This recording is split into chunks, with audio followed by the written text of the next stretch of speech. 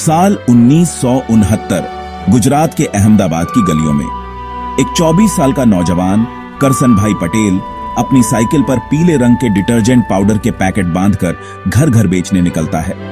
वो पाउडर कोई साधारण चीज नहीं थी, वो था एक ऐसा ब्रांड जो जल्द ही भारत के हर घर में छा गया, बड़े बड़े ब्रांड्स को चुनौती दी और करसन भाई को भारत के सबसे अमीर लोगों में शुमार कर दिया। लेकिन फिर ऐसा क्या हुआ कि ये ब्रांड अचानक गिरने लगी? ये कहानी है मेहनत, हिम्मत और बदलते वक्त के सबक की। ये कहानी है निरमा की।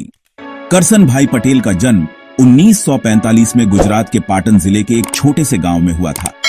उनका परिवार साधारण था। उनके पिता खोड़ीदास पटेल एक किसान थे, जिनके पास न ज्यादा जमीन थी न ही कोई बड़ा कारोबार।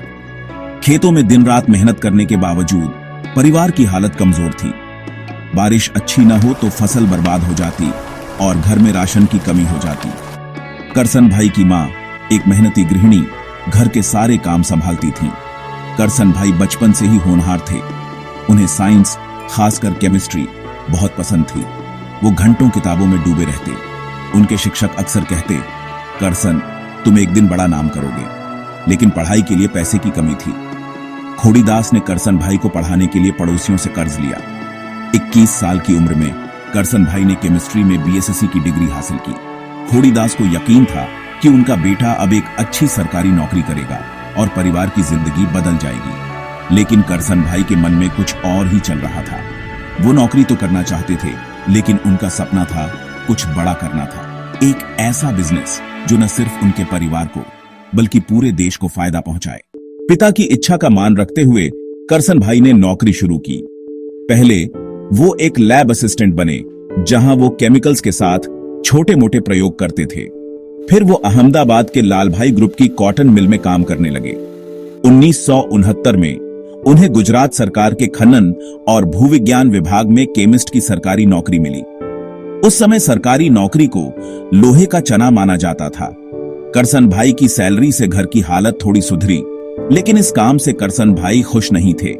1960 और 70 का दशक भारत के लिए चुनौतियों से भरा था। आजादी को अभी 2 दशक भी नहीं हुए थे और देश आर्थिक तंगी से जूझ रहा था। उस समय कपड़े धोने का डिटर्जेंट पाउडर एक लग्जरी चीज माना जाता था। ज्यादातर लोग राख, नमक या सस्ते पीले साबुन से कपड़े धोते थे।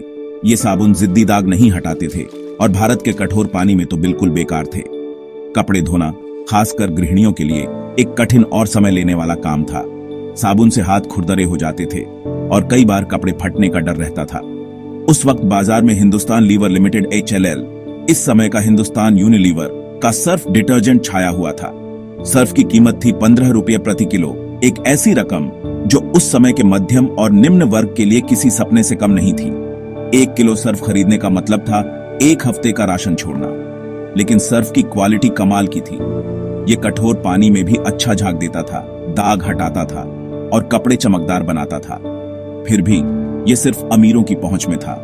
इस दौर में बाजार में एक बड़ा मौका छिपा था।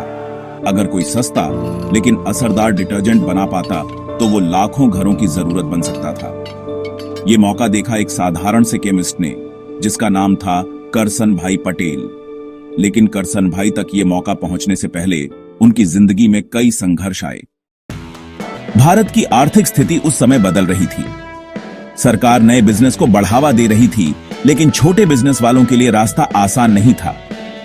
बड़े ब्रांड्स जैसे HLL बाजार पर कब्जा जमाए हुए थे और उनके पास पैसा, टेक्नोलॉजी और मार्केटिंग की ताकत थी।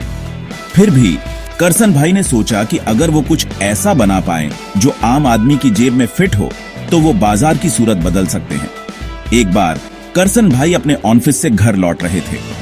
रास्ते में उन्होंने एक नदी किनारे कई औरतों को कपड़े धोते देखा। वो राख और साबुन से कपड़े रगड़ रही थी और उनके हाथ खुरदरे हो रहे थे। करसन भाई ने सोचा, अगर मैं इनके लिए सस्ता और अच्छा डिटर्जेंट बना सकूं तो इनका काम आसान हो जाएगा। लेकिन फिर अचानक करसन भाई की जिंदगी में एक ऐसी घटना घटी जिसने उनके सपने को और मजबूत कर दिया।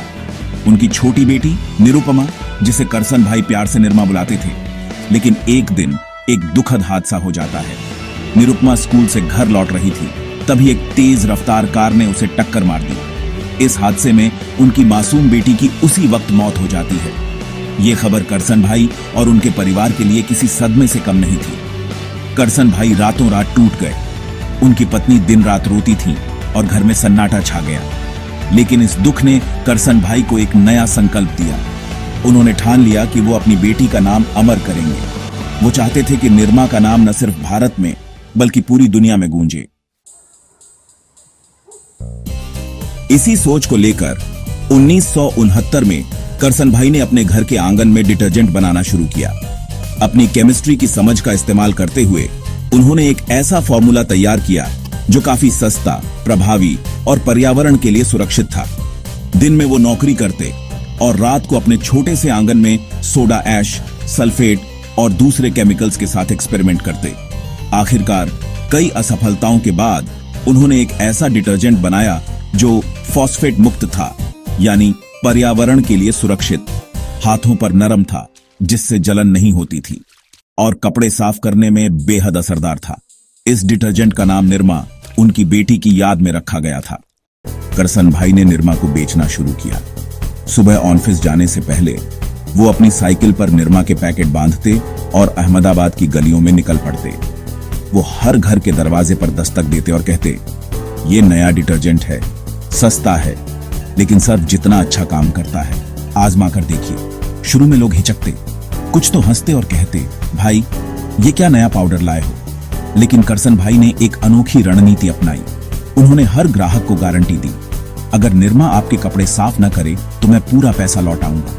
ये भरोसा लोगों को पसंद आया। एक बार जब लोगों ने निर्मा आजमाया तो वो हैरान रह गए। इतने सस्ते दाम में इतना अच्छा डिटर्जेंट, कपड़े चमक उठते, रंगीन कपड़े खिल उठते और हाथों को कोई नुकसान नहीं। धीरे धीरे निर्मा की मांग बढ़ने लगी। करसन भाई अकेले इतने घरों में नहीं पहुंच पा रहे थे। उन्हें समझ आ गया कि अब बड़ा सोचने का वक्त है। 1972 में करसन भाई ने एक बड़ा फैसला लिया। उन्होंने अपनी सरकारी नौकरी छोड़ दी। यह फैसला आसान नहीं था। उन्होंने अहमदाबाद के पास सरसपुर में एक छोटी सी शेड किराए पर ली। कुछ मजदूरों को काम पर रखा और डिटर्जेंट बनाने का काम शुरू किया। यह कोई बड़ी फैक्ट्री नहीं थी, बस एक छोटा सा कमरा जहां मजदूर हाथ से पाउडर बनाते और पैकेट में भरते। करसन भाई खुद साइकिल से दुकानों तक माल पहुंचाते। 1972 में नौकरी छोड़ने के बाद करसन भाई ने एक छोटी फैक्ट्री शुरू की। निर्मा की कीमत 3 रुपये 50 पैसे प्रति किलो थी, जो सर्फ से 5 गुना सस्ता था। इस दौर में भारत में उपभोक्ता संस्कृति भी धीरे धीरे बदल रही थी। रेडियो और टीवी जैसे नए माध्यम लोगों तक पहुंच रहे थे। लोग एडवर्टाइजमेंट से प्रभावित होने लगे थे और ब्रांड्स की ताकत बढ़ रही थी। लेकिन छोटे व्यापारी के लिए इन बड़े ब्रांड्स से टक्कर लेना आसान नहीं था। करसन भाई के सामने एक बड़ा सवाल था, कैसे वो अपने सस्ते डिटर्जेंट को लाखों लोगों तक पहुंचाएं। 1982 में करसन भाई का एक एडवर्टाइजमेंट दूध सी सफेदी निर्मा से आए काफी हिट रहा। फिर 1985 तक निर्मा ने बाजार का 60% हिस्सा हथिया लिया। वो दौर था जब सर्फ, जो कभी अकेला राज करता था, अब निर्मा के सामने कमजोर पड़ रहा था। करसन भाई को लोग डिटर्जेंट किंग कहने लगे। लेकिन अनफॉर्चुनेटली निर्मा की कामयाबी देखकर हिंदुस्तान लीवर लिमिटेड यानी HLL को खतरा महसूस हुआ, क्योंकि उनके कस्टमर्स अब निर्मा की ओर बढ़ रहे थे। इसी वजह से निर्मा से टक्कर लेने के लिए HLL ने 1988 में लॉन्च किया व्हील डिटर्जेंट। व्हील को खास तौर पर निर्मा से टक्कर लेने के लिए बनाया गया था। इसकी कीमत निर्मा के आसपास थी, लेकिन इसमें कुछ ऐसी खासियतें थीं जो निर्मा में नहीं थीं, जैसे कि फूलों जैसी खुशबू और पानी में अच्छे से घुल जाना।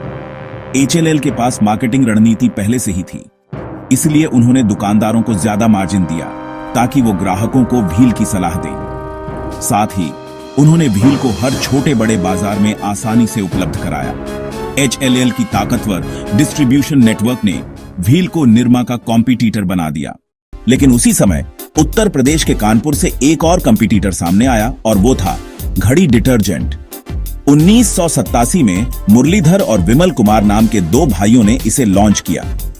घड़ी की कीमत निर्मा से 10% ज्यादा थी, लेकिन इसकी क्वालिटी बेहतर थी। घड़ी ने मध्यम वर्ग को टारगेट किया और इसका मोटो पहले इस्तेमाल करें, फिर विश्वास करें, लोगों के दिलों में बस गया। घड़ी ने कई स्मार्ट रणनीतियां अपनाई। घड़ी ने दुकानदारों को ज्यादा मार्जिन दिया, जिससे वो ग्राहकों को घड़ी की सलाह देने लगे। हर बड़े बाजार के 200 किलोमीटर के दायरे में घड़ी ने छोटे छोटे कारखाने या डिपो बनाए। इससे शिपिंग का खर्च कम हुआ और स्टॉक हमेशा उपलब्ध रहा। साल 1990 तक व्हील और घड़ी ने मिलकर निरमा की बाजार हिस्सेदारी को 60% से घटाकर 50% कर दिया। करसन भाई के लिए ये एक बड़ा झटका था। उन्हें समझ आ गया कि अब सिर्फ सस्तेपन से काम नहीं चलेगा। बाजार बदल रहा था और ग्राहकों की उम्मीदें बढ़ रही थी। लेकिन निरमा ने इस चुनौती का जवाब देने में देरी कर दी, जो उनकी सबसे बड़ी गलती साबित हुई। अब लोग इसे सस्ता और कम क्वालिटी वाला ब्रांड मानने लगे।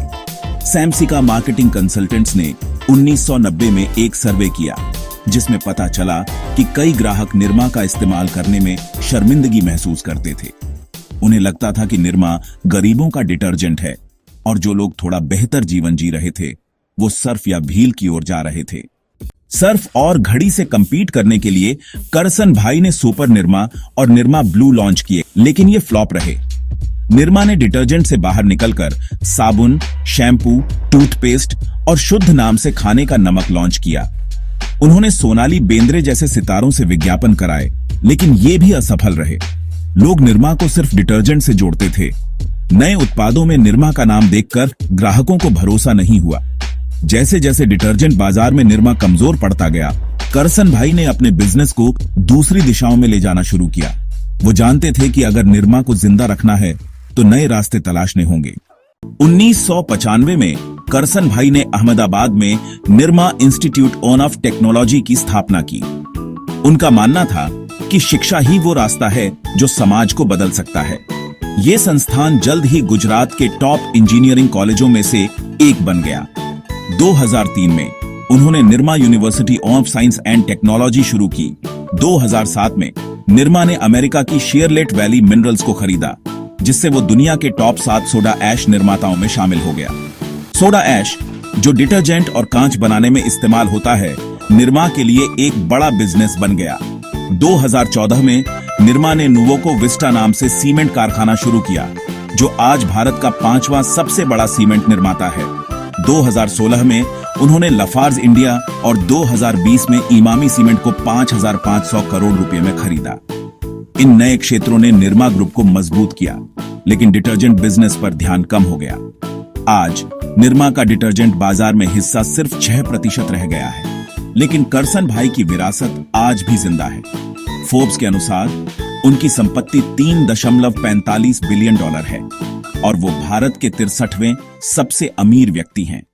निरमा की कहानी हमें सिखाती है कि सपने सच हो सकते हैं। एक साधारण इंसान जिसके पास न पैसा था न कोई बड़ा सपोर्ट, उसने एक साम्राज्य खड़ा कर दिया।